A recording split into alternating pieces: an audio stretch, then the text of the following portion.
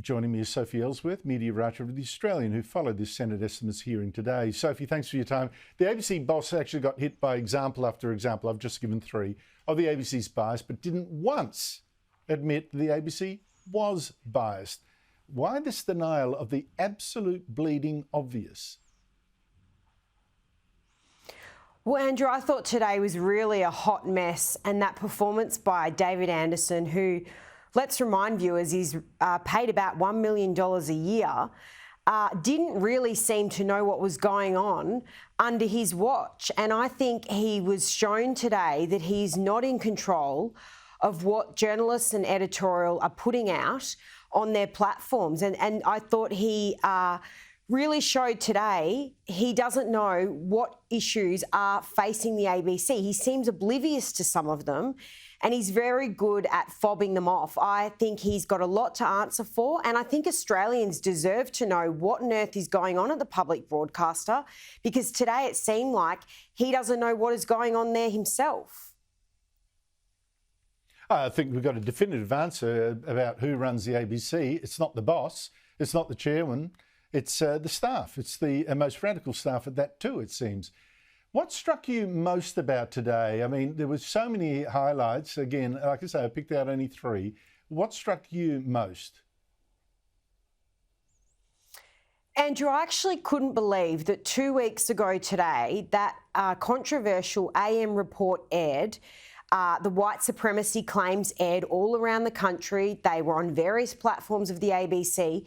2 weeks on, David Anderson still doesn't have the full story of how this got to air. Now, he said the news director or news boss at the ABC, Justin Stevens, hasn't come back to him with all the information. Now, I beg the question here, Andrew, why have they not provided this information? They knew Senate estimates was up today. They've had plenty of warning about this. It's been dominating the headlines. But things are going at snail's pace there. They haven't actually, he doesn't know how that report got to air, and he's fronting Senate estimates. It's really quite remarkable that he could admit that today. I thought it was very embarrassing that he doesn't know how it got to air.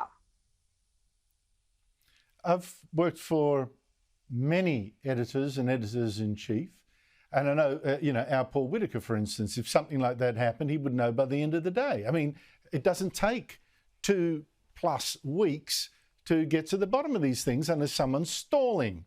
Now, Anderson did also reveal under questioning that the ABC presenter Philip Adams, he also writes a column in The Australian, but is known as an ABC personality, had privately written to the singer Kamal to apologise to him for calling him just an honorary white after Kamal had said he'd been a friend of Sir Donald Bradman. A private apology for a public insult, and revealed only after questioning of the ABC boss. This seems cowardly and pathetic. Tell us the story. Well, that's right, Andrew. I mean, this was only revealed today in Senate estimates. I find often when I put questions to the ABC Communications Department, I'm stonewalled. I'm told I'll get a response in due course, or, if they feel like giving me a response, basically. It takes it to get to Senate estimates to find out what is going on in there and what are the ramifications for putting out such tweets. Because today it showed that the ABC's social media policy is not worth the paper it's written on. David Anderson continually defends ABC staff and their use of social media, reminding viewers that we all paid for that defamatory tweet Louise Milligan did about Andrew Laming, which cost $200,000. But he's now saying staff are on their own when they mess up on social media. This is a disaster, and he's not enforcing the social media guidelines, Andrew. Well, I'm going to call Philip Adams a coward, an absolute coward. You smear a man as some sort of hapless patsy of racists by calling him, an honorary white. You apologise, but you only do it privately so no one else can hear. I mean, that is worthless. That apology is worthless. Philip Adams, you're a coward. Apologise publicly.